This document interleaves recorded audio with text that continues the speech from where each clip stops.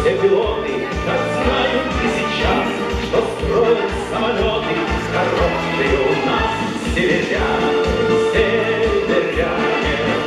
Мы на севере Москвы живем, округ северный мы с вами славим добрыми делами, здесь родной наш дом.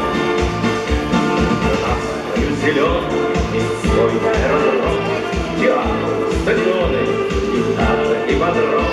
Работаем умело, не зря идет молва, что больше нет дела, чем громкие слова.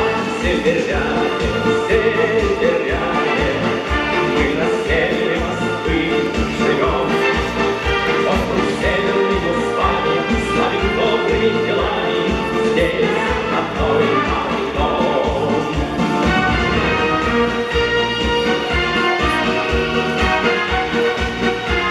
У вас моей жены нет WhatsApp?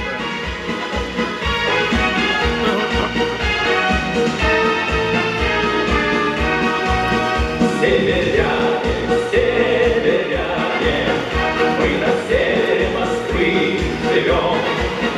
Округ северный мы с вами славим добрыми делами, здесь родной наш дом. Северяне, северяне, мы на севере Москвы живем. Округ северный мы с вами славим добрыми делами, здесь родной наш дом. Здесь родной наш дом.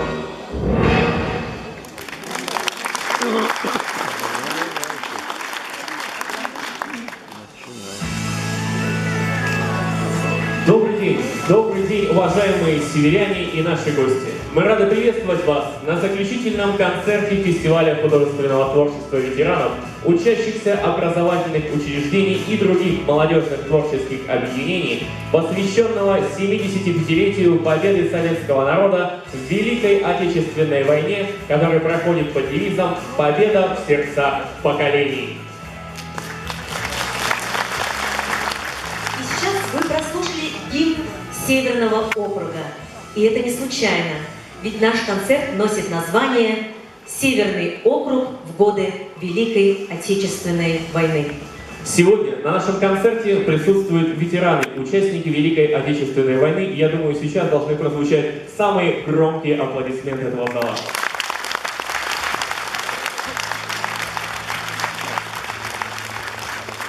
Также присутствуют члены общественного жюри фестиваля под председательством народного артиста СССР, композитора Евгения Дмитриевича Тоги.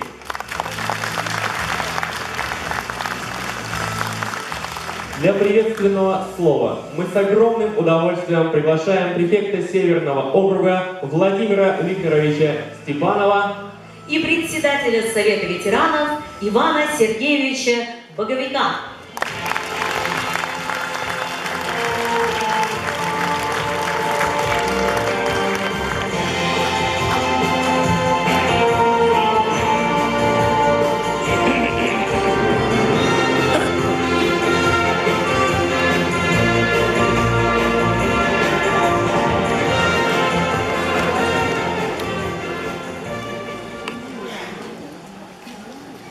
Уважаемые друзья, мы рады вас приветствовать в этом прекрасном заведении. Сегодня действительно особый день. Мы подводим итоги деятельности, которое было посвящено 75-летию Победы. В первую очередь, конечно, хотелось бы сказать огромные слова благодарности всем тем, кто в годы войны сделал все для того, чтобы мы сегодня встречались в этом зале.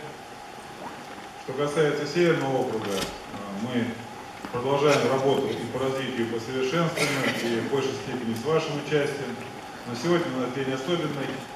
Мы уже набираем обороты в плане подготовки к 75-летию, где мы должны не просто вспомнить каждого, кто ковал эту победу как на фронтах, так и в тылу, но и, соответственно, всех тех, которые сегодня чтят эти традиции. Потому что я считаю, что самое главное то, чтобы мы никогда не забывали то, что было, и всегда это помнили. И потому сегодня как раз молодое наше поколение представит все, что они могут показать. Я думаю, что это будет хорошим уроком и хорошей связью молодости поколения. Спасибо всем, кто пришел.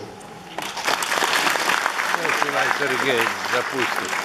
Уважаемый префект Северного административного округа Владимир Викторович, уважаемый Евгений Ильич Дога и члены городского жюри, дорогие ветераны войны и труда, сегодня в жизни 68-тысячной ветеранской организации Северного административного округа памятное событие. Мы подводим итоги большого комплекса мероприятий, которые посвящены знаменательной дате, ждущей нас и 75-летию Великой Победы, которые добывали наши деды, наши отцы, и это знамя Победы передали новым поколениям. А наша задача передать это нашим детям и внукам. Почти 8 месяцев фестиваль, посвященный 75-летию Победы, художественной самодеятельности ветеранов и молодежи, шагал по Северному административному округу, шагал от первички к первичке, от района к району. И наш оргкомитет во главе с Валерием Юрьевичем Сулемовым, первым заместителем председателя окружного совета ветеранов, просмотрели 450 номеров художественной самодеятельности, в которых участвовали 1900 ветеранов вместе с молодежью и 5000 зрителей из числа жителей Северного административного округа. И вот словно ручейки 16 рек, они стекались и слились сегодня в единый поток сюда, на сцену Народного театра песни и танца «Золотое кольцо», который любезно ветеранам сегодня представила семья народной артистки России Надежды Кадышевой. Спасибо. Убедимся, что каждый номер, каждое выступление, в том числе и глухонемых ребят, и самых маленьких, а участники сегодня будут от 3 до 75 лет. Вот такой диапазон у нас участников. И все эти номера пронизаны одной красной нитью, памятью о Великой Отечественной войне. И они посвящаются Его Величеству, солдату Великой Победы. В добрый путь! Заключительный концерт фестиваля. Удачи! Что оставила нам война, о которой каждый раз мы вспоминаем с содроганием? Она оставила нам неподдельную человеческую боль и не станет слабее даже через несколько десятилетий. А еще война оставила нам память, долгую и глубокую. Память нас возвращает в суровые годы. Боевые друзья и бойцы собрались. Ах, как хочется нам в этот день и особый всех героев на миг, хоть на миг воскресить.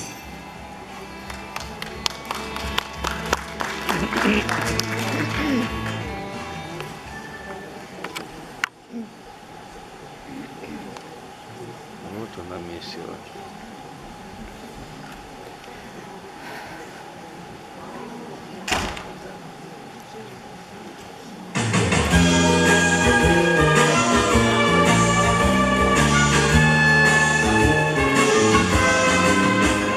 Я сегодня для зари встану, по широкому пройду, что-то с памятью моей стало, все, что было не со мной, бьют дожди по щекам, для вселенной 20 лет мало, даже не был я знаком с парнем, обещавшим я вернусь снова. Степная трава пахнет горечью, молодые хлеба зелены, просыпаемся мы и грохочет над полночью, то ли гроза, то ли эхо прошедшей войны.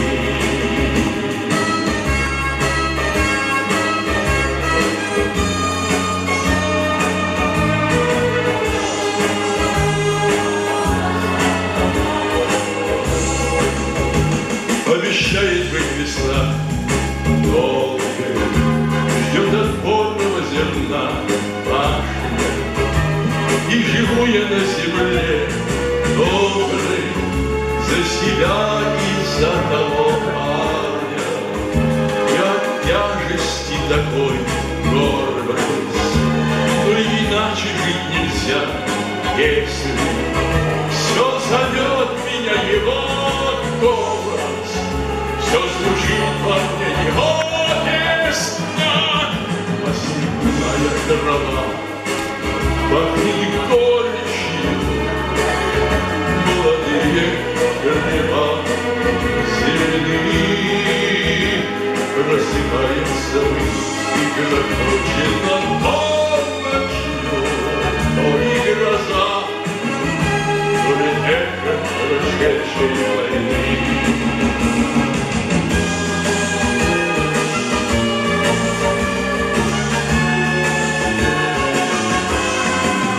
Осенняя трава пахнет горечью, молодые хлеба зелени, просыпаемся мы, и грохочет над полночью, то ли гроза, то ли эхо прошедшей войны.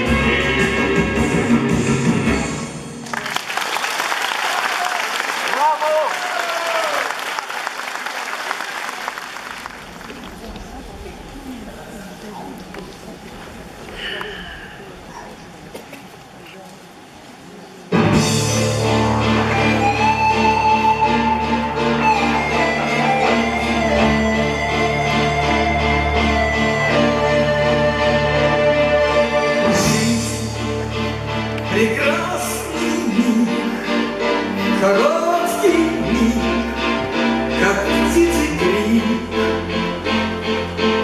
Миг, огромный дом, в котором мы лишь миг живем. Свет далеких слез, людских надежд и детских грез. Крест, распятый сын, позор земли и боль земли. Перед небесами все равны, Все мы сестры, все мы братья. мир не для вражды, не для войны. Перед святым распятием молитвою Спасем души.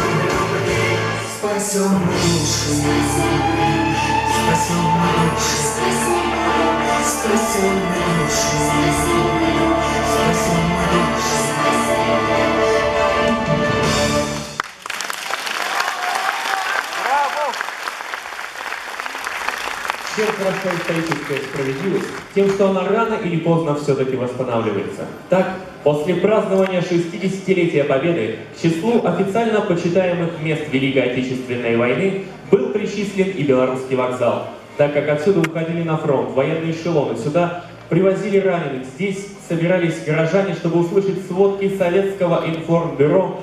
Здесь же в 1945 году встречали солдат-победителей.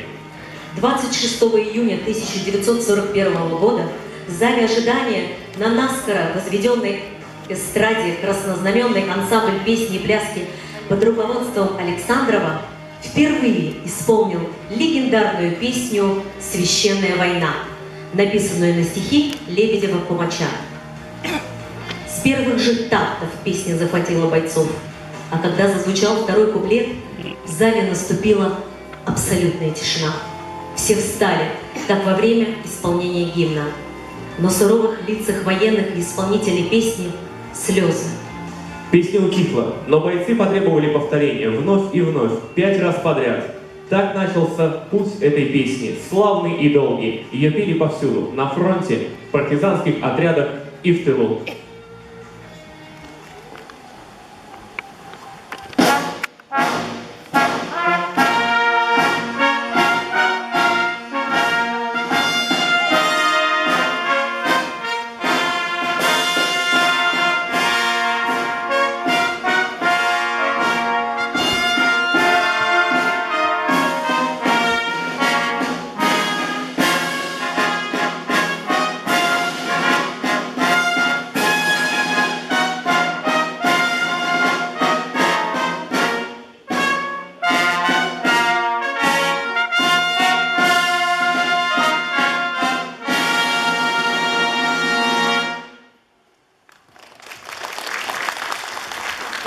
Подвиги дедов, давайте создавать мосты межпоколениями. Ведь и память – то звено для сочленения веков. Наш сейчас будет.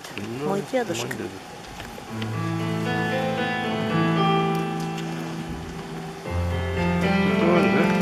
Да, Олег. Наш. Что наш? С нашего района. Олег Луценко, мой дедушка.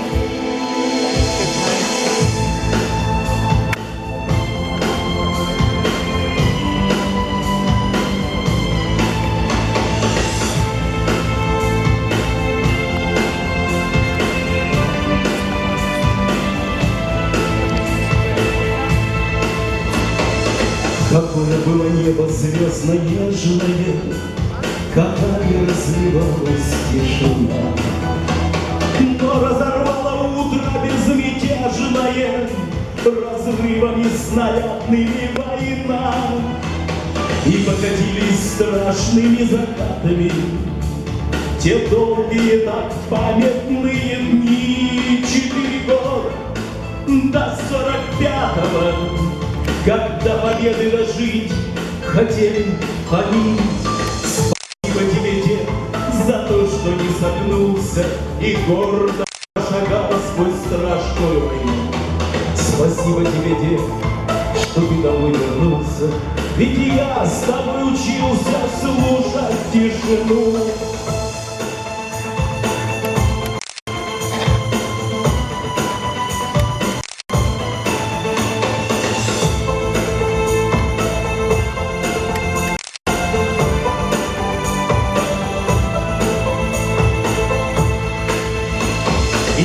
Теперь идет другое время, но с памятью мы не вступали в спор. Когда-то мы не встали на колени, и мы врагу готовы дать отпор. Так мы живем под мирными закатами, но не забыть нам тех далеких дней и вас, что в теплом мае 45-го победу принесли стране своей. Спасибо тебе, дед, за то, что не согнулся и гордо прошагал сквозь страшную войну. Спасибо тебе, дед, что ты домой вернулся, ведь я с тобой учился слушать тишину. Спасибо тебе, дед, за то, что не согнулся и гордо верно прошагал сквозь страшную войну. Спасибо тебе, дед, что ты домой вернулся, ведь и я с тобой учился слушать тишину. Страна жила мирной жизнью. Только что закончились выпускные экзамены в школах. Уже через 2 часа после объявления по радио о вероломном наполнении фашистской Германии в военкомат Ленинградского, железнодорожного, Тимирязевского, Фрунзенского района пришли молодые добровольцы. Легкий школьный вальс тоже был у нас. У него судьба была такая. Помню, как сейчас наш 10 класс закружила вьюга фронтовая.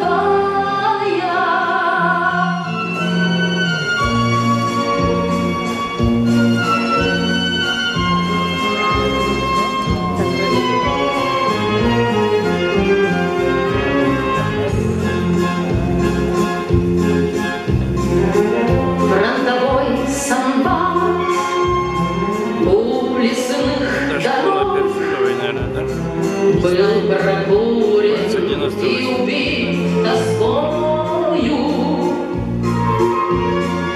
Но сказал солдат, что лежал без ног: мы с тобой, сестра, еще станцуем. Мы с тобой, сестра, еще станцуем.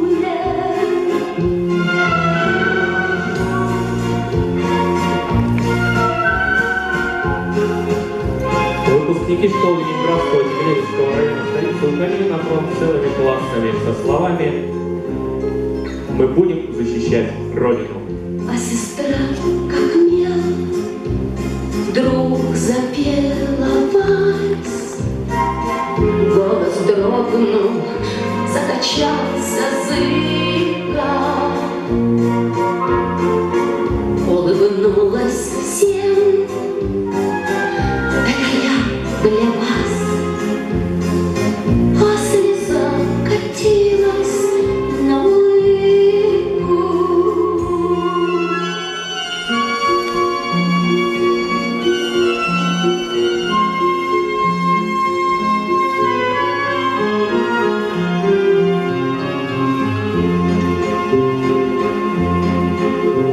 Сколько лет прошло, не могу забыть тот мотив, который пелся с болью.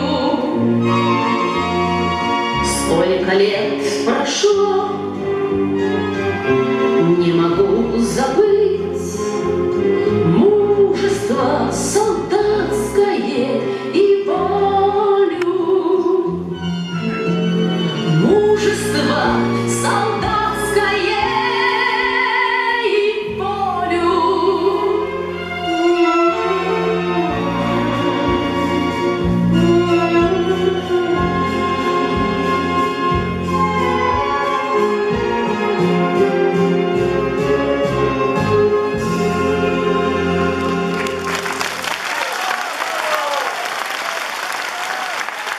Первые часы войны тысячи патриотов столицы вступали в ряды регулярных частей советской армии и народного ополчения. В нашем округе было сформировано 4 из 12 дивизий народного ополчения.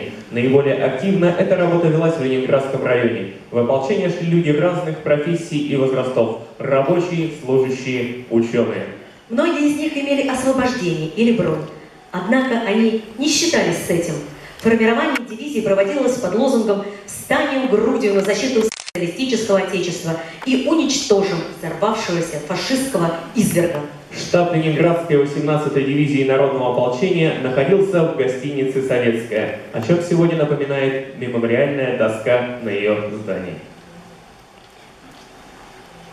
Редели, гибли русские полки, был прорван фронт, прорыв зиял как рана. Тогда-то женщины, подростки, старики Пошли на армию Гудериана. Шла профессура, щурясь сквозь очки. Пенсионеры в валенках подшитых, студентки, стоптанные каблучки, домохозяйки прямо от корыта. И шла вдова комбата, шла в манто. Придумала чудачка, как одеться. Кто в ополчении звал ее? Никто. Никто, конечно, не считая сердца. Шли, пели, после падали крестом, иные даже не дойдя до цели. Но я хочу напомнить не о том, хочу сказать о тех, кто уцелели. 1 на 1000, таков был счет, а счетоводом 41 год. На Красной Пресне женщина живет, нет у нее регалий и наград. Не знают люди, что она солдат, и в день победы не звонит никто пенсионерке в стареньком манто. Ей от войны на память только шрам, но женщина обходится без драм. Я, говорит, везучая, жива, далекая военная Москва. Идет в окопы женщина в манто. Придумала чудачка, как одеться. Кто в ополчении звал ее? Никто. Никто, конечно, не считая сердца.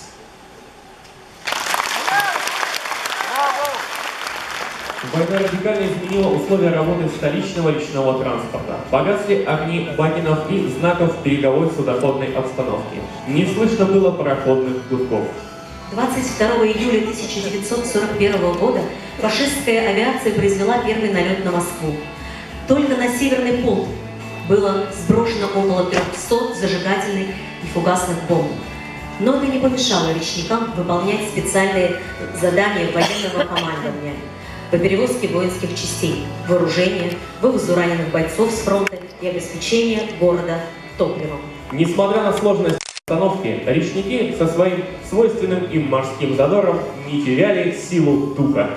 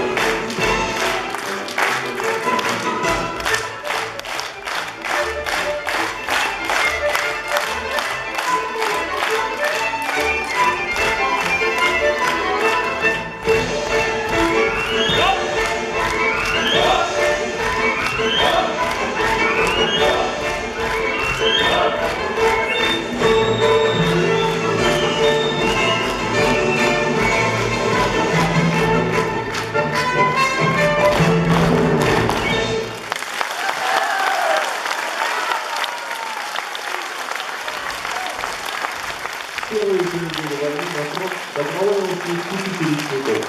Среди них были и работники Северного речного порта. Когда на смерть идут, поют.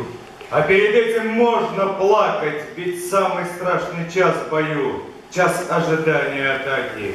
Снег минами изрыт вокруг, и почернел от пыли минной. Разрыв, и умирает друг. И значит смерть проходит мимо. Сейчас настанет мой черед. За мной одним идет охота. Будь проклят 41-й год. И вмерзшая в снега пехота. Мне кажется, что я магнит, что я притягиваю мины. Разрыв, и лейтенант хрипит. И значит смерть проходит мимо.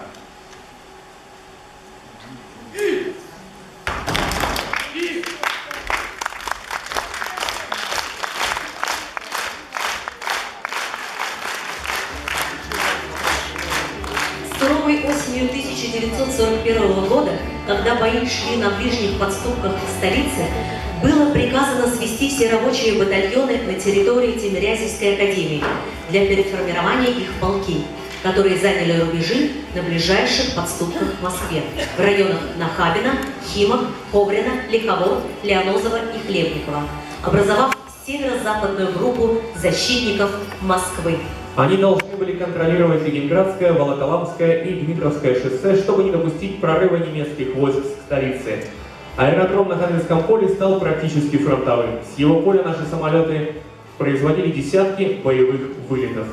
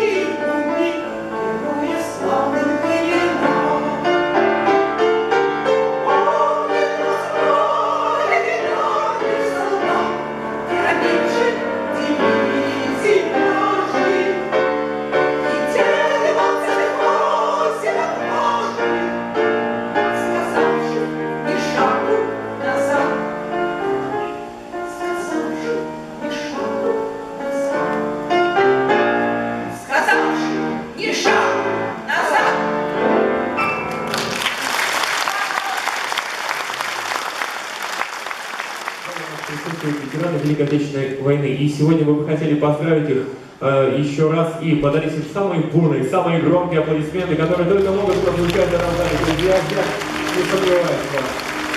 Большое вам спасибо.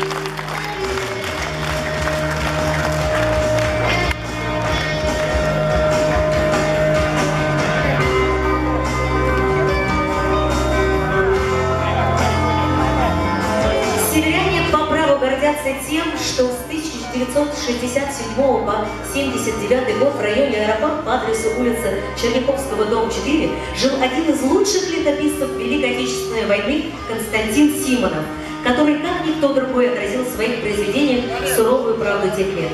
В своем стихотворении «Ты помнишь, Алеша, дороги Смоленщины», написанном в первые месяцы войны, когда советские войска были вынуждены беспорядочно отступать перед непреодолимой силой фашистской армии, он сумел показать все масштабы страданий и силу духа русского народа. Отрывок из стихотворения Константина Симонова «Ты помнишь, Алеша» исполняет участник Великой Отечественной войны Лыткин Иван Петрович.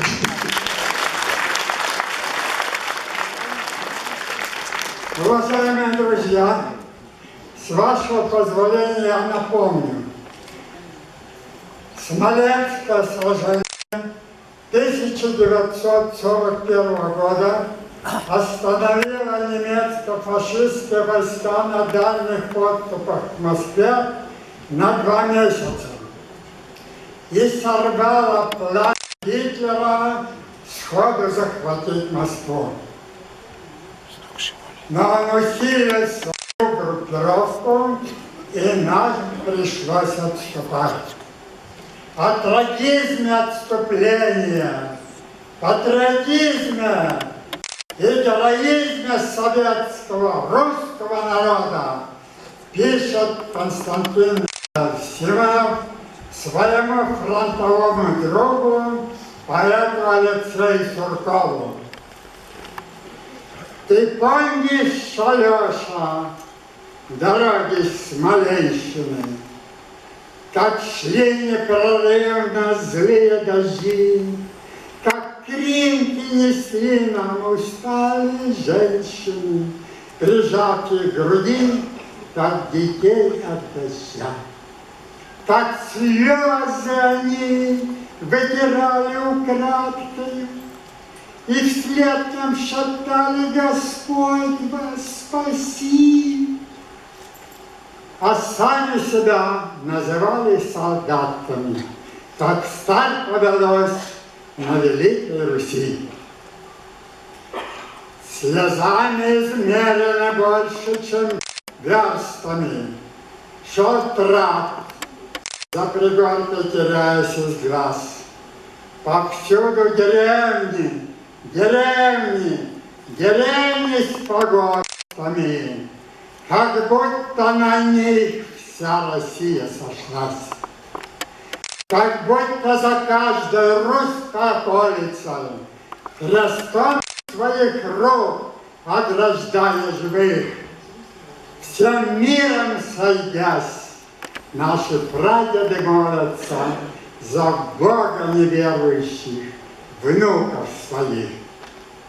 Ты знаешь, Алеша, и все-таки Родина — это не дом городской, где я празднично жил, а эти проселки, что дедами пройдены, с простыми крестами их русских могил.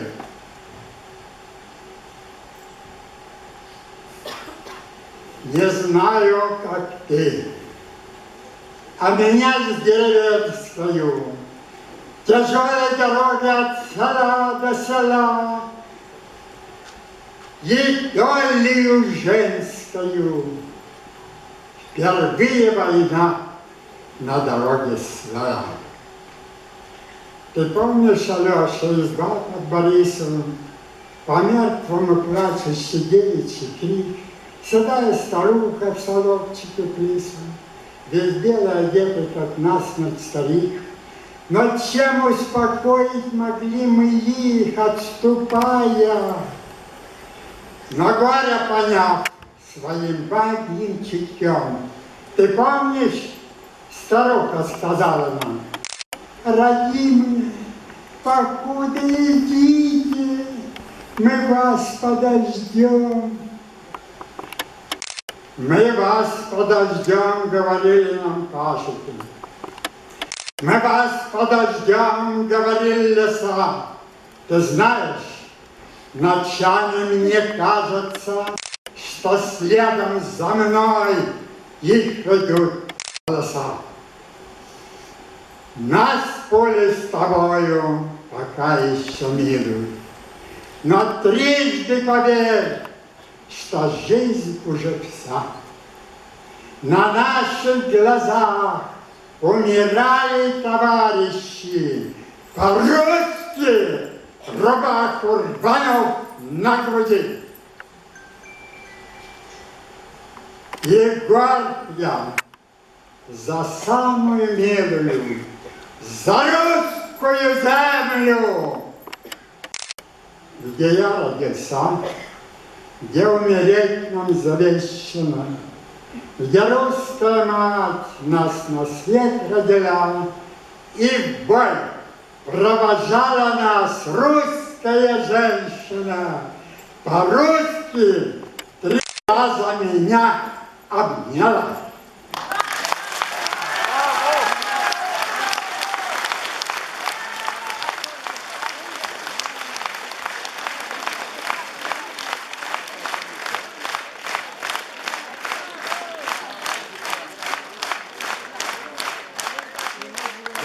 Спасибо, вы нам повезли, друзья. Я вижу, собралась в зале элита нашего Северного округа. Ветераны, школьники. Вы знаете, такое громкое приветствие меня. Я об одном сейчас жалею. Жалею об одном, что солдату, особенно солдату-фронтовику, не положено плакать.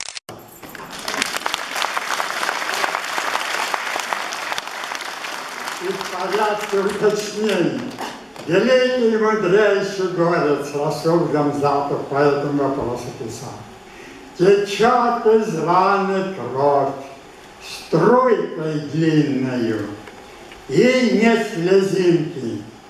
Есть у нас один закон: слеза мужчины дороже крови, а иначе какой же мужчина?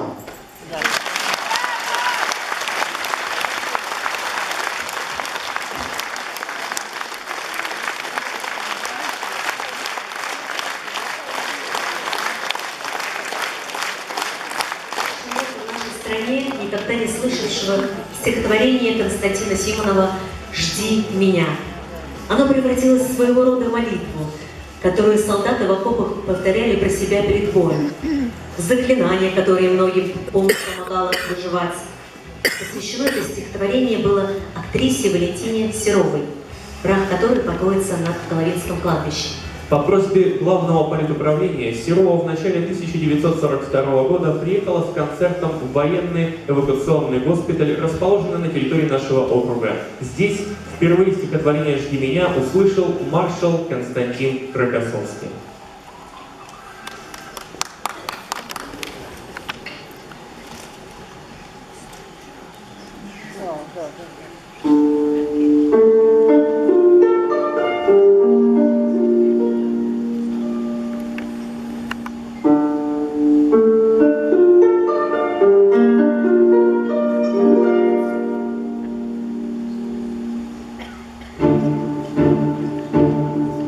Жди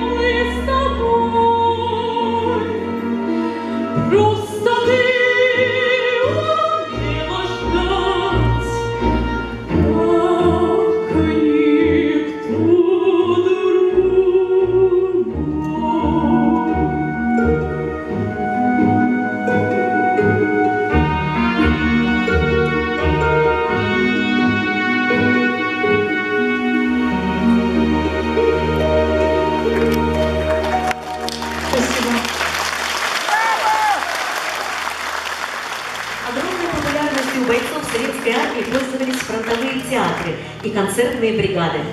Только в труппе Центрального театра Красной Армии были сформированы 19 фронтовых концертных бригад, которые выступали для военных в частях на фронте и в тылу. Рискуя жизнью, эти люди своими выступлениями доказывали, что красота искусства жива, что убить ее невозможно.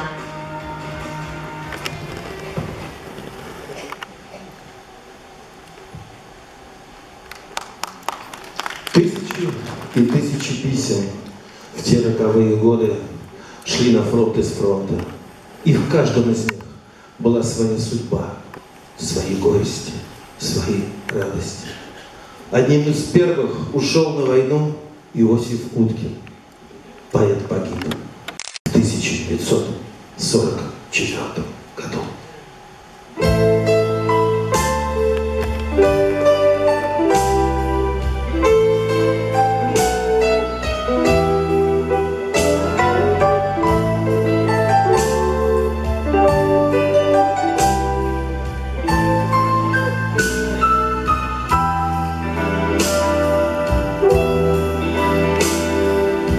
За окнами полночь, свеча догорает, высокие звезды видны.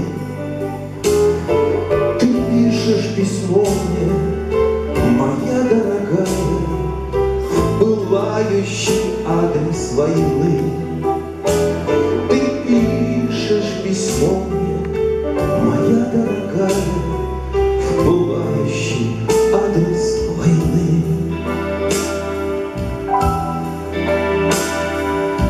Давно мы из дома, огни наших комнат за дымкой войны не видны. Но тех, кого любят, и тех, о ком помнят, как в доме и в дыме войны.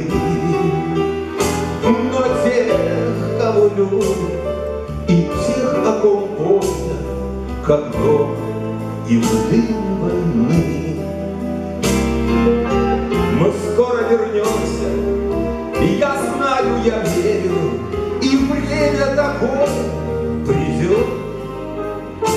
Останется грусть и разлука за дверью, а в дом только радость войдет.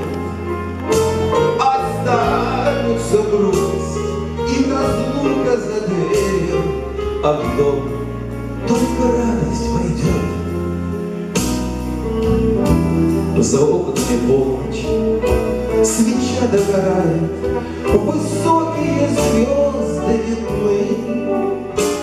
Ты пишешь письмо мне, моя дорогая, в пылающий адрес войны.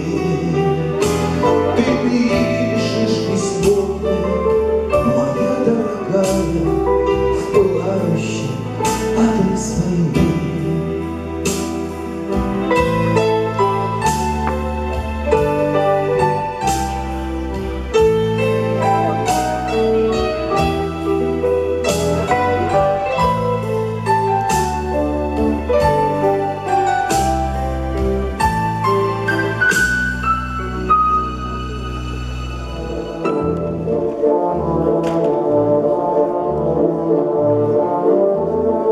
Это мне наш. Нет. Следующий наш.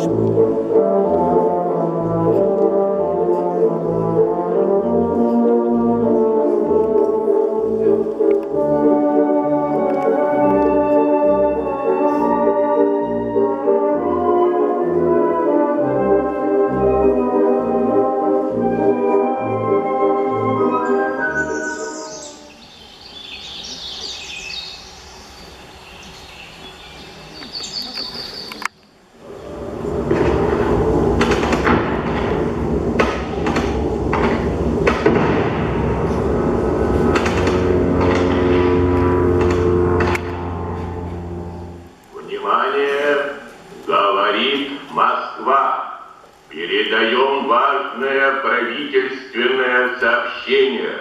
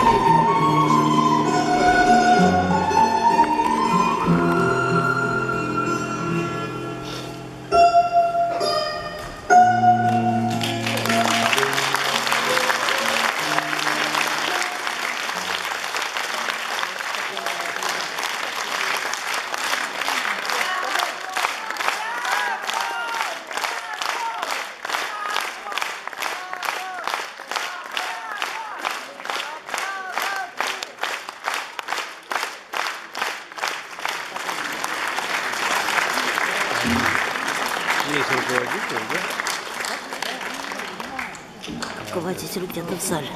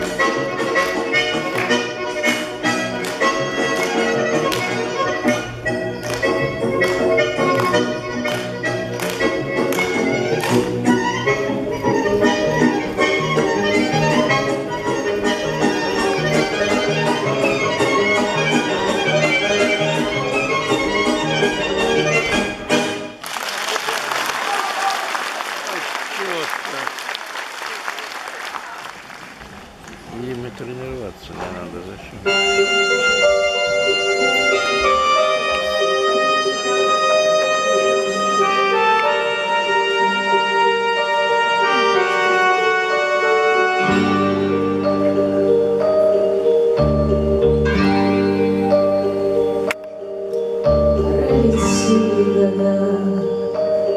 Отгремели бои, отболели, отмаялись раны твои, но великому мужеству верность храня, ты стоишь и молчишь у святого огня.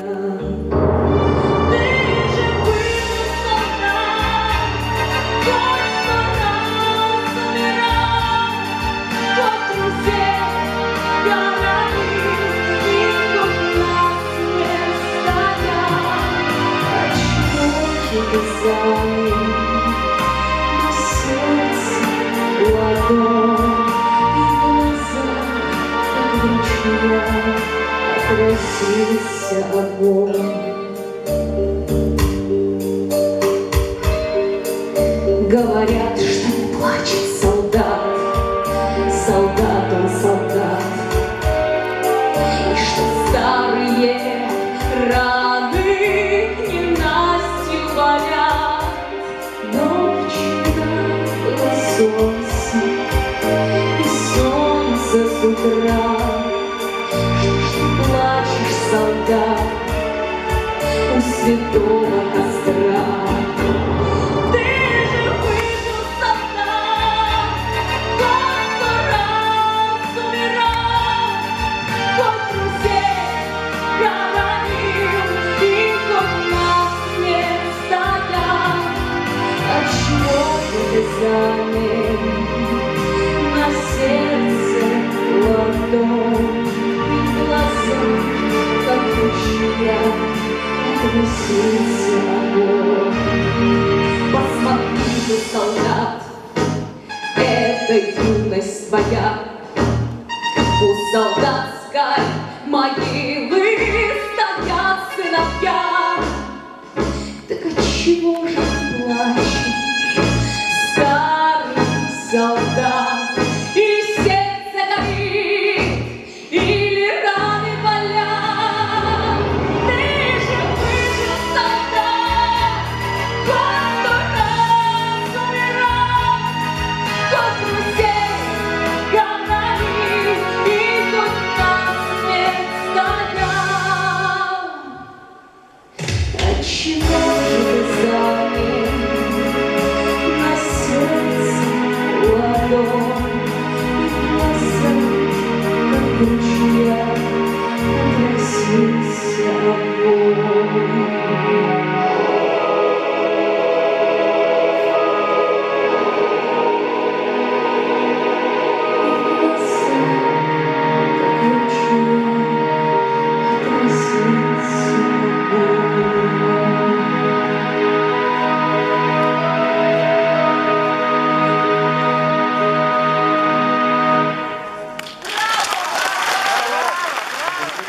Полковника Версалина Николая Эрастовича связана с Северным округом. В августе 1943 года он после тяжелого ранения лечился в военном госпитале, расположенном на территории Тимирязевского района.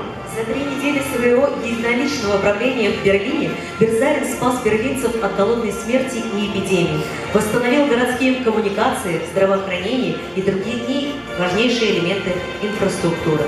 Наладил работу театров и обновил культурную жизнь города.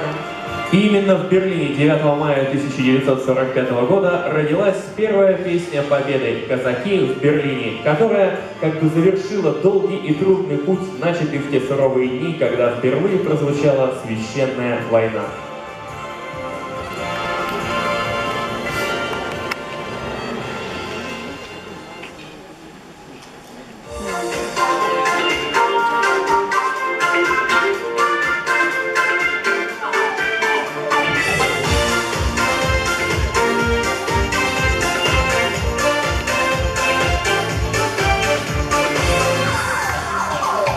По Берлинской мостовой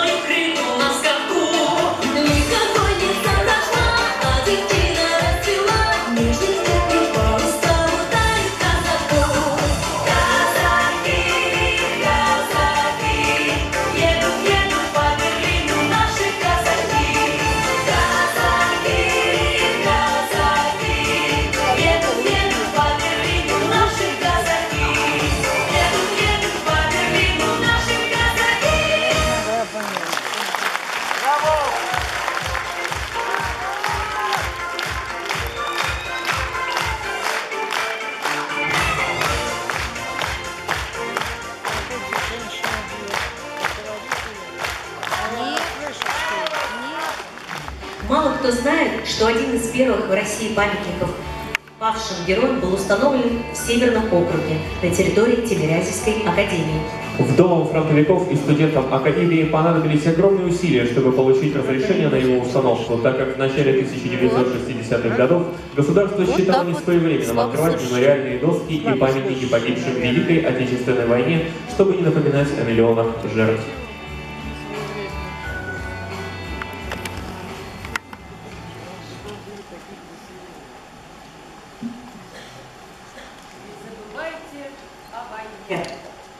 Своим потомкам передайте, как гибли прадеды в огне.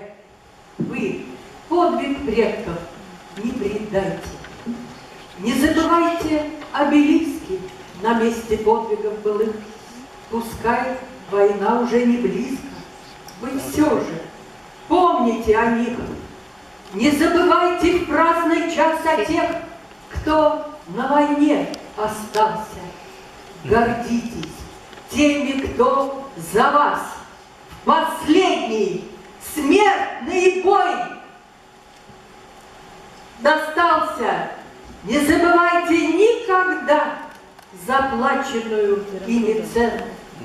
Храните в памяти, тогда не обесцените победу. Пусть в спину шепчут вам враги, забудьте след былых времен, но прошлый опыт говорит, забыл победу, побежден. Не забывайте о войне, держите флаг победы выше, наказывает жизнь в войне, победу и беду забывших. Особенно значим и памятен парад 1945 года, потому что в округе еще живы свидетели встречи первого сводного полка Парада Победы. В летний солнечный день 3 июня 1945 года на станцию Лиховоры прибыл санитарный поезд с воинами Карельского фронта под командованием маршала Советского Союза Мерецкого, которому было определено в парадном расчете быть первым головным сводным полком парада.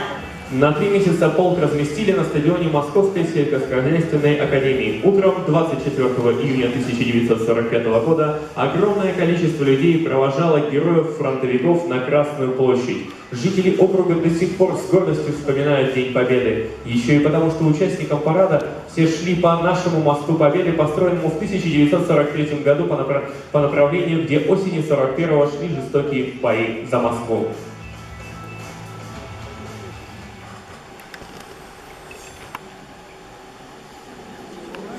Ой.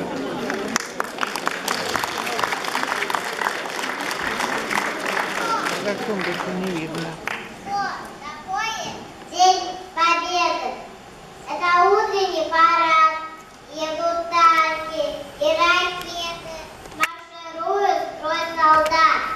Что такое День Победы? Это песня, это праздничный салют. Фейерверк взлетает в небо, рассыпает там и тут. Что такое День Победы? Это песни за столом, это речи и беседы, это дедушкин альбом, это фрукты и конфеты, это запахи весны. Что такое День Победы? Это значит нет войны.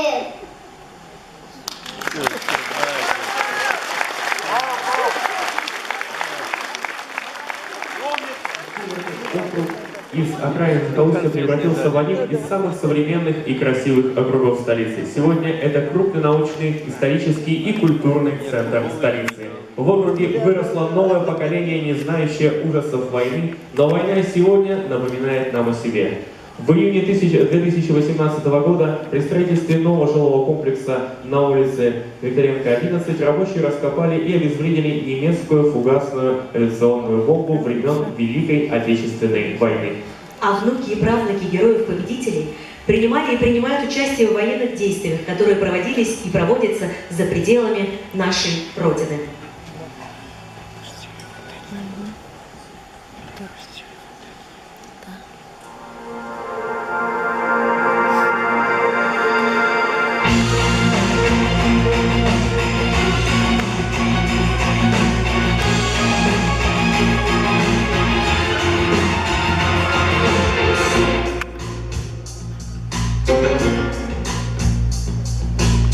Девятый майский день торжественно настал, и стали те, кто стар, моложе тех, кто молод, но бродит злая тень, вбивая сотни жал.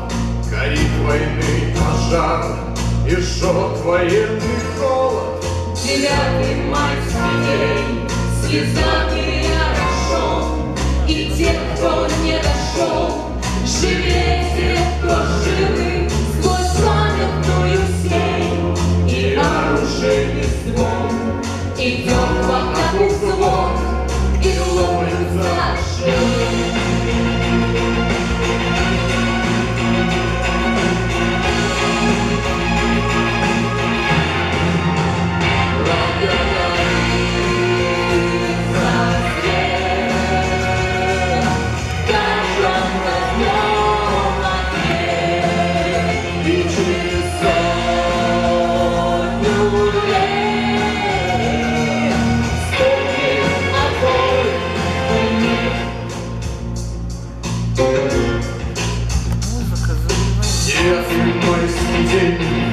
Моторкою права и плавится барабан. Усталые слояне, сегодня вам легко на высохших стопах торжественно ступать в плену воспоминаний. Девятый майский день мы помним о тебе и вновь даем обет хранить святую дату, и чтобы дала нам не повторилась впредь. Сегодня будем петь советскому солдату.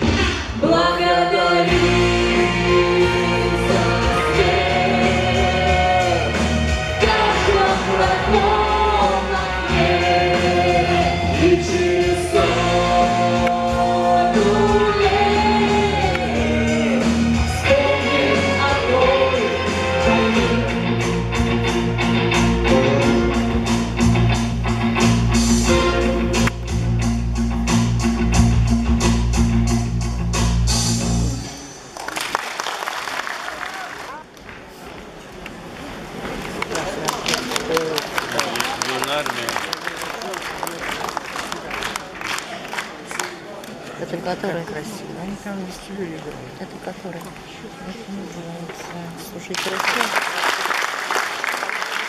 Называем уже Варнинский символический.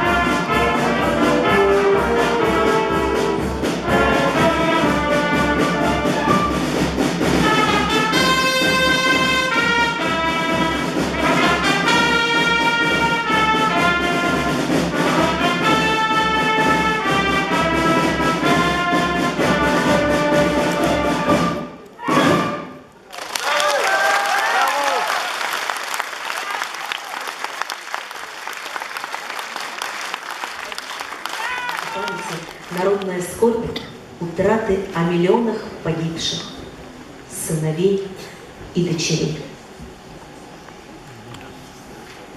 Наш. Да. Они какими там? Птица мира 24-й. До черта.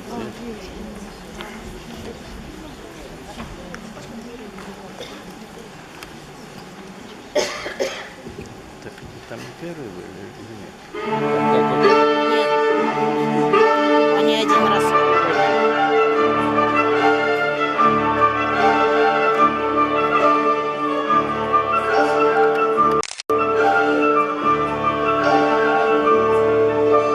Где это было, когда это было, в детстве, а может во сне? Аист на крыше гнездо для любимой свил по весне. Чудился мне он в странствиях дальних символом верной любви. Люди, прошу, не спугните случайно аиста вы. Люди, прошу я, потише, потише.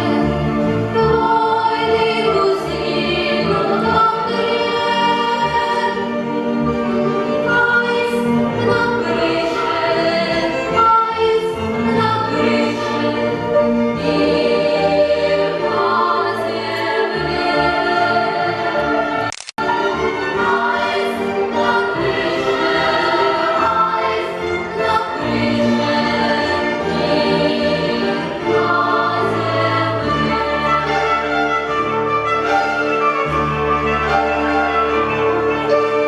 Аист на крыше гнездо соистёмком ночью и днём бережёт. А в доме под крышей девчонка счастье так ждёт. Люди в Нью-Йорке, в Берлине, в Париже, верьте друг другу и мне. Аист на крыше, счастье под крышей и на земле. Люди, прошу я, потише, потише. Войны кузину добре. Аист на крыше, аист на крыше. Мир на земле. Аист на крыше, аист на крыше. Мир на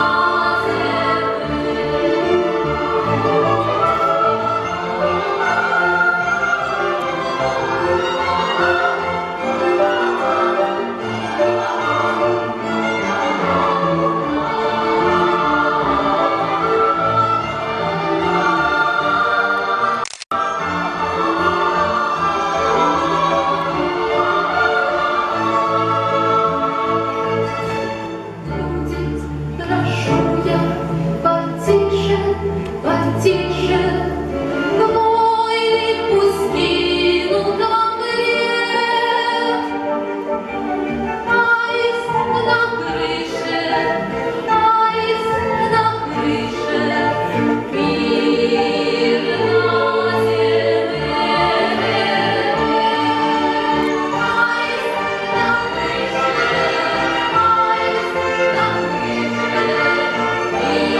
Мир на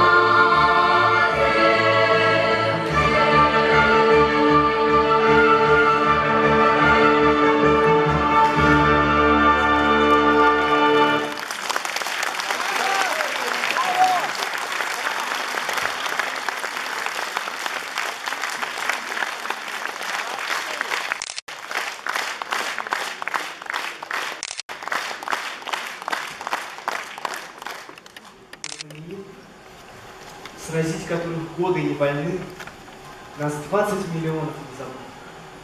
Убитых, не вернувшихся с войны. Нет, не исчезли мы в кромешном дыме, где путь как невершимый был непрям. Еще мы женам снился молодым, и мальчикам снился день. А в День Победы сходим с пьедестала, и в окнах свет, покуда не погас, мы все, от рядовых до генералов, находимся незримо среди вас. Если войны чайный день нечаянный. А в этот день вы радостью пьяны. Пьет холод над нами каменами. И голубь нечаянный искушение. Пусть не покидает вас забота знать волю не вернувшихся с войны. И перед награждением кого-то перед осуждением вины.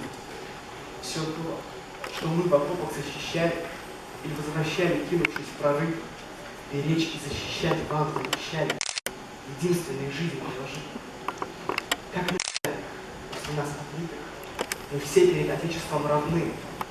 Нас 20 миллионов незабытых, убитых, не вернувшихся с войны. Лучше звук бросает зов сигнальный, а ветви их получится неба. И бьет холод над нами, и гул венчальный бьется с ушами. И хоть списали нас в военкоматы, но недругу придется взять в расчет, что в бой пойдут и мертвые солдаты. Даже тревога придает.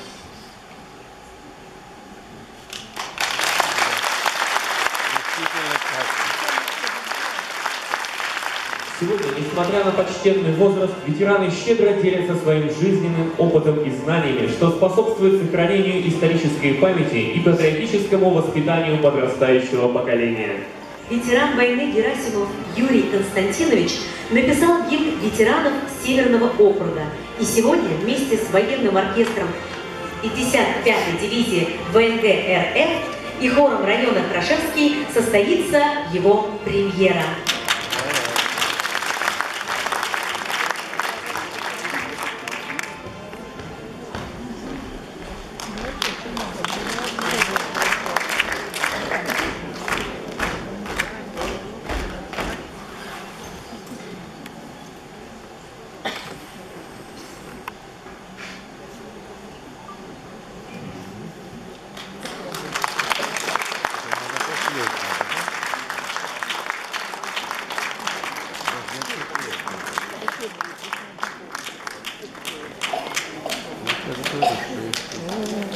По-хорошему-то надо завершить.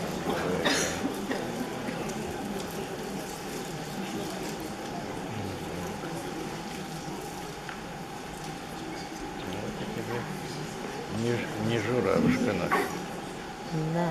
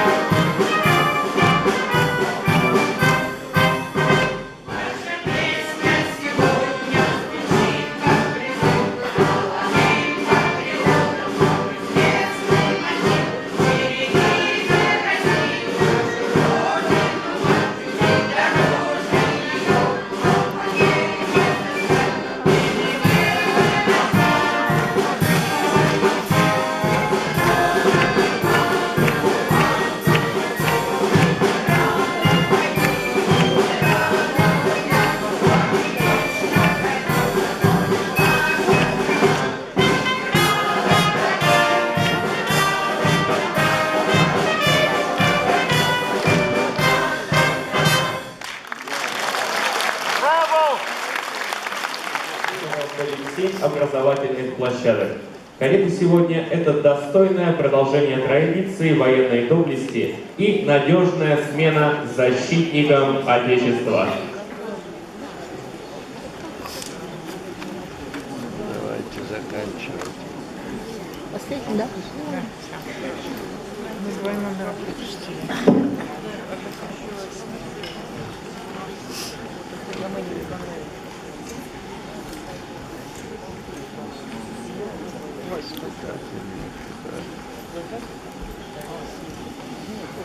Стройна, как китаец.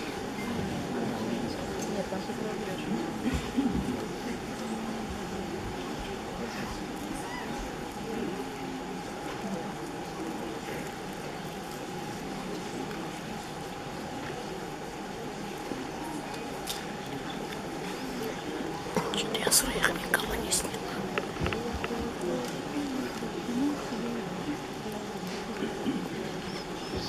Всех. Потом всех, чтобы наши все. А в фойе еще сфотографируемся все вместе, ладно?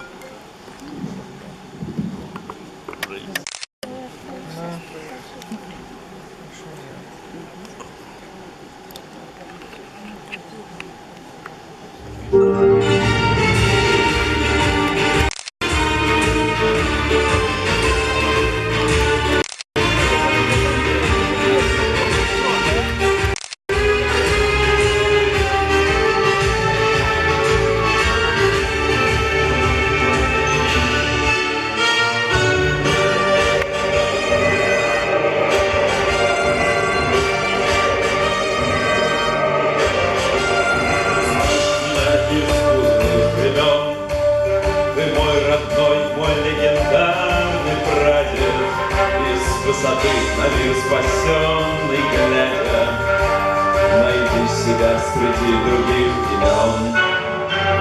Я с гордостью встаю в бессмертный полк, ведь память о тебе для сердца свята, и помнить подвиг каждого солдата.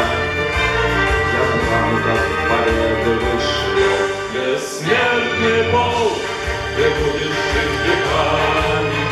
Бессмертный полк, победы нашей пламя. Бессмертный полк, бессмертный рядом с нами. Бессмертный полк, бессмертный полк. Бессмертный полк.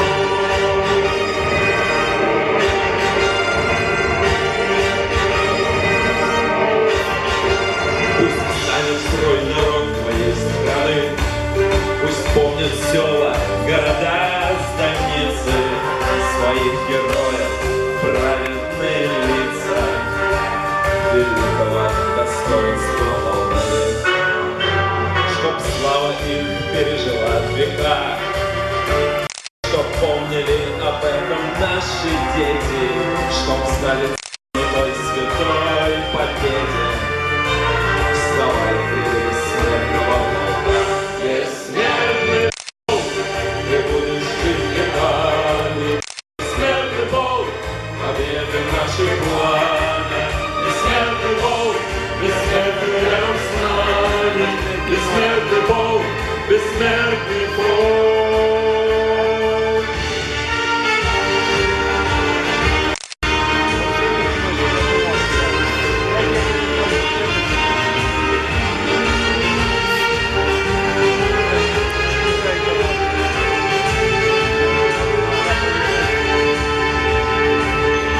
Бессмертный полк, ты будешь жить веками. Бессмертный полк, победы нашей пламя.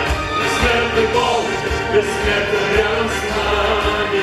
Бессмертный полк, бессмертный полк. Бессмертный полк, ты будешь жить веками. Бессмертный полк, победы нашей пламя. Бессмертный полк, бессмертный рядом с нами. Бессмертный полк, бессмертный полк. Бессмертный полк.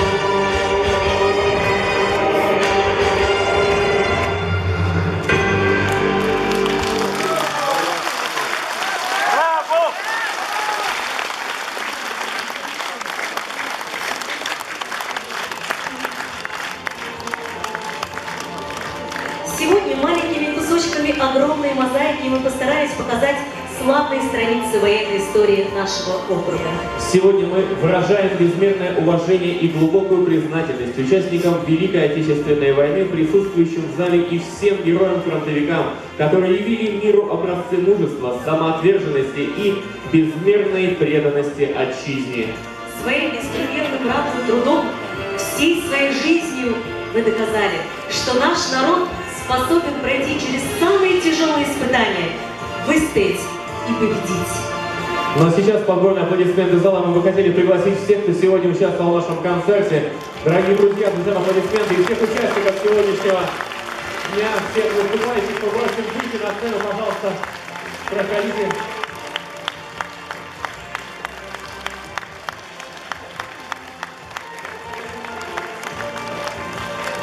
Для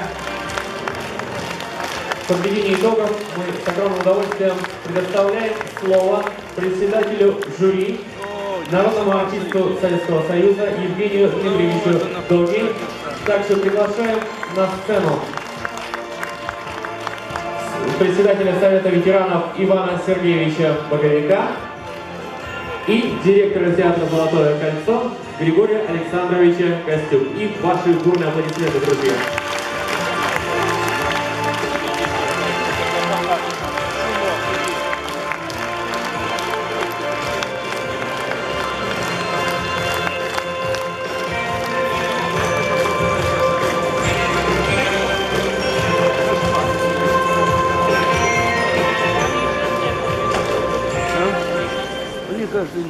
Наконец-то тихо. Здравствуйте. Вы устали? Нет. Вот это прекрасная оценка того, что вы прослушали, посмотрели, на то, что мы радовались. Прекрасная программа. Очень на каждом этапе мы ждали чего-то нового и получали. Удивительно, хорошо, что представлены все районы округа. Ничего не пропущено. И не было, только создалось впечатление, что не было желания чем-то удивить. Все номера абсолютно качественные, оригинальные. Каждое появление какого-то исполнителя коллектива давало нам какие-то новые краски, новые ощущения. Очень разные коллективы. От балалайки до духового оркестра, который эти детки с духовым оркестром поразительно. Это, во-первых, мы сейчас только третий округ просматриваем и прослушиваем. И, конечно, это такой хороший тон задали сегодня. Наверное, потому что не первый день недели, а второй. Первый день как бы такой. Выбрались и я начну с того, что, знаете, даже очень трудно сейчас, обычно мы делаем такие номера, которые ударные. А тут вот удара не было. Все время, вернее, были в прекрасном настроении не только по репертуару, но и по тому, как это все было озвучено, как это было представлено. Прекрасные танцевальные номера, прекрасные вокальные номера, инструментальные номера. И не было ощущения, что где-то спад. Обычно так идет, и вдруг спад. Чтецы великолепные были. И вот прямо с самого начала, вот Всеволод Глушаков, который своим тоже задал такой хороший очень тон. Потом вышли девочки прекрасные. Я думаю, что вот и второй, вот чтение, которое вот Олег Луценко прекрасно был, мой дедушка. И Татьяна Ташкова, спасибо, она очень трогательно, очень тепло все прочитала. Я хочу сказать еще об одном прекрасном чтении. Ты помнишь, Алеша, Иван Петрович Улыбкин, участник войны. Он, наверное, от волнения, но это волнение даже это украсило его выступление, потому что это от живого участника этой страшной войны. Кстати, я сделаю такую скобку. Я не участник войны, но я был свидетелем первого дня войны, собственно, первых даже ее часов. Я помню, как наступали эти самые самолеты первые, строчили по всему, что двигалось, так как мы жили на границе. Я помню последний день войны, когда тогда плакали от несчастья, а в конце войны плакали от счастья за тех, которые вернулись. Поэтому я и наше жюри, мы прослушали с огромным волнением, потому что это живая история страны, которая прошла через жизнь каждого из нас того времени. И думаю, что и тех, которых сегодня видели и танцующими, и поющими, молодых, я думаю, что это тоже не оставляет равнодушными. Потому что жизнь является самым ценным, что есть у нас.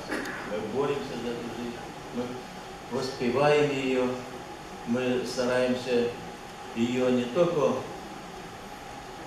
знать, но пропустить через себя, через свои чувства. И я думаю, что все, и это мы почувствовали, что все участники этой программы, они прочувствовали вот ту и радость, и боль, которые были в их номерах, с которыми они выступали.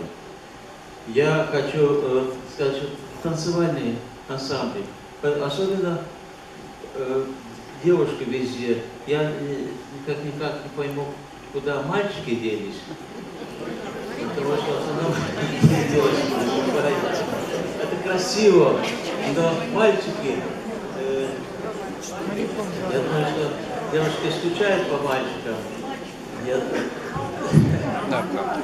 А вальс какой был, ты что, где-то?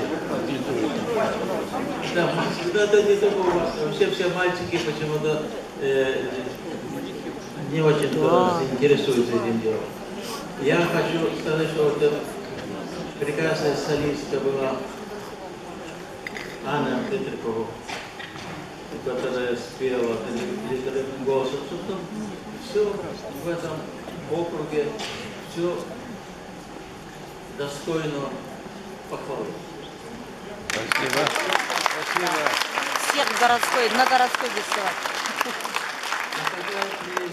Когда вот эти вот, что такое победа, когда эти вот золотые рыбки, эти малявки, как они потрясающие, какие только они там фигуры не вытворяли, и каждая фигура просто потрясала, потому что ничего, никакого ляпа там они не допустили. Просто молодцы, достойны просто высочайшей похвалы.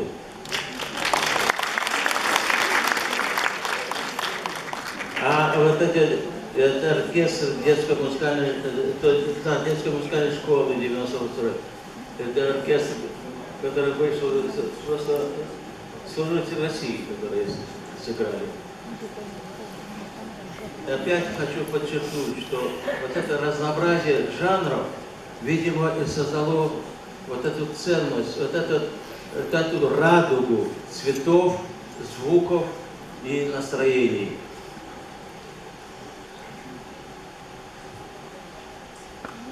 Ну все. Не забывайте о войне. Такая прекрасная, Наталья Павлова, которая прочитала вот это вот, тоже свой номер, опять-таки пропустила через вот эту боль. Я часто, всегда, когда вот со своими исполнителями, они прекрасно поют, и говорят, не надо только петь, этого мало. Не надо только не забывать слова, этого мало. Интонацию тоже этого мало. Надо пропускать через себя. Вот нужно жить вот изнутри, а не из... Нет. Вот это самое ценное. И я думаю, что вот это сегодня все коллективы продемонстрировали именно это состояние, которое исходило из внутреннего состояния каждого участника. Поэтому вам большое спасибо всем.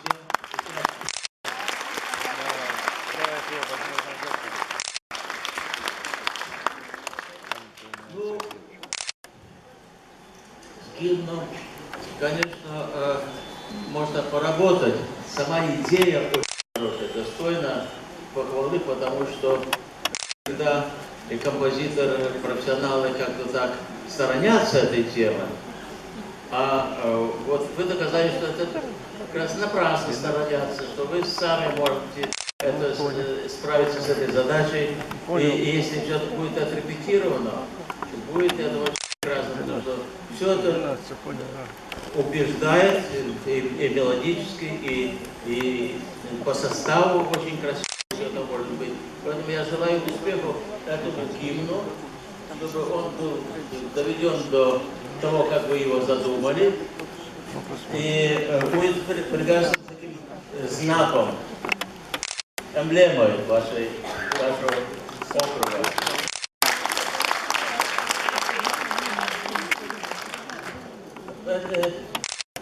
А сам какой вы? Я до сих пор никак не пойму, как с ними работать. Браво, это просто браво. Как это, какая работа проводится, гигантская работа. И они это не показали абсолютно, что они чем-то обделены. Ничего подобного. Наоборот, они показали, что они наделены такими качествами, которые другие не продемонстрировали, которые совсем не глухонемые. Молодцы. Молодцы просто те, которые работали с ними. Спасибо им большое. Ну все.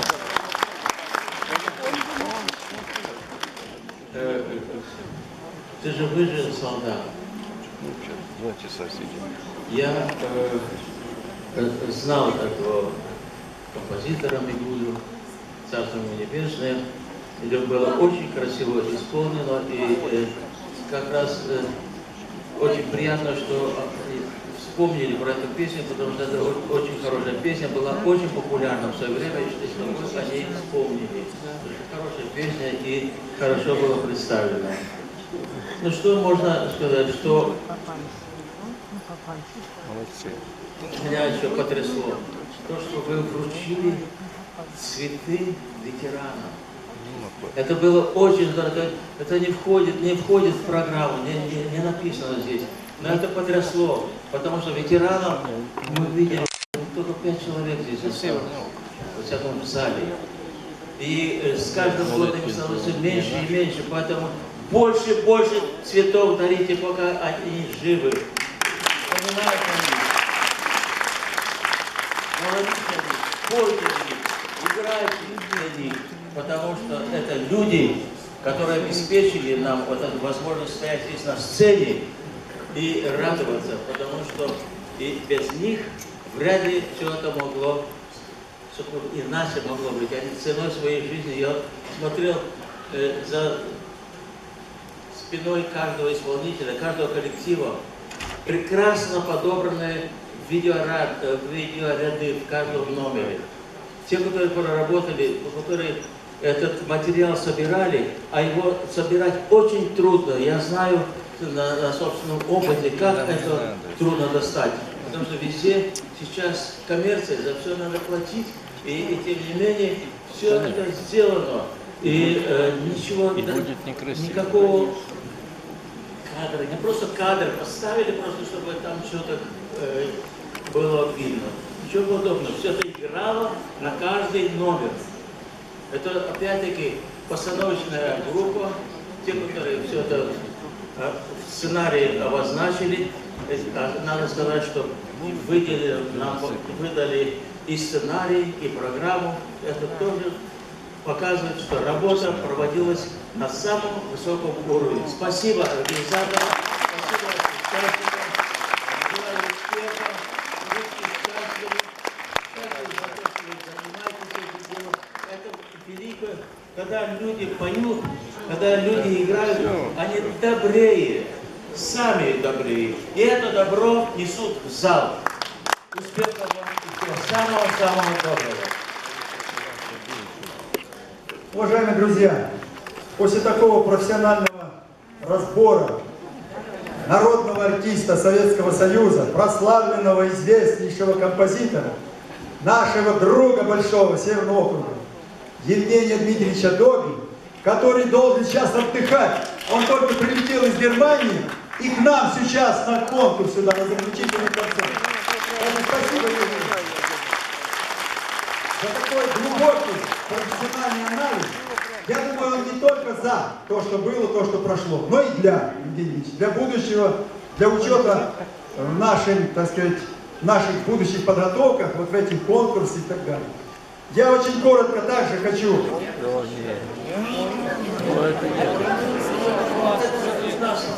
Идет такая неофициальная, такая дружеская атмосфера, потому что вы пришли, друзья, и на сцене тоже друзья. Мы все абсолютно один коллектив. Я хотел бы сказать, что вы в вашей программе не спекулировали вот этой темой ветеранов, темой войны. Вы показали, кому принадлежит будущее. Будущее принадлежит молодежи. Спасибо, Евгений. 2,5 часа зал держали в напряжении наши исполнители. Волновались и на сцене, и в зале. Бюро президиума и весь президиум окружного совета ветеранов в полном составе сегодня был здесь, вот находится сейчас в зале. И, конечно, мы все переживали, болели.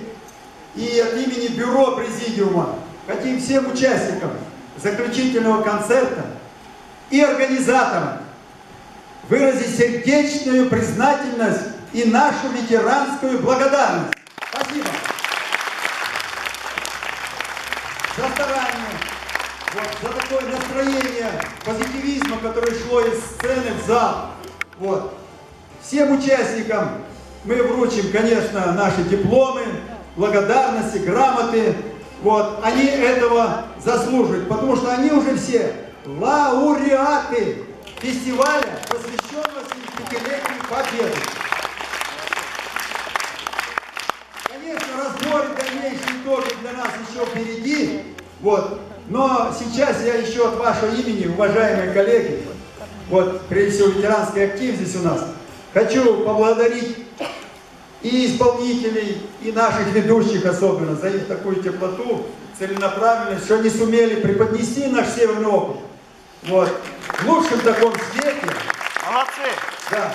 Поэтому спасибо большое. Спасибо. И, конечно, руководству Национального театра, танца, музыки и песни народной, семьи народной артистки Российской Федерации Надежды Кадышевой. Я думаю, что наша дружба, взаимодействие, оно и дальше будет продолжаться.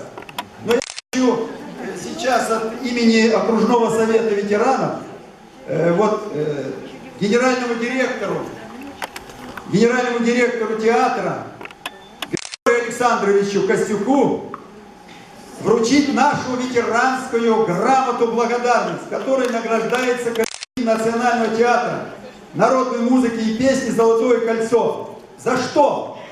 За активное взаимодействие с ветеранскими организациями округа, популяризации духовного наследия Великой Отечественной войны и проведению заключительного концерта окружного фестиваля «Победа в сердцах поколений», посвященного 75-летию Великой Победы. Председатель, члены совета, печать, как положено. Спасибо.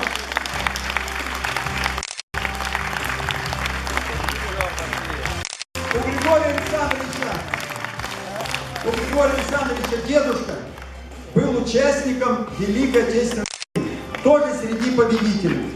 Поэтому от окружного совета ветеранов я хочу вот семью Кадышевых Костюков вот эту вот большую книгу, выпущенную к 70-летию Победы, которая называется «На службе Отечеству», вручить в семью Надежды Кадышевой и Александра Костюка.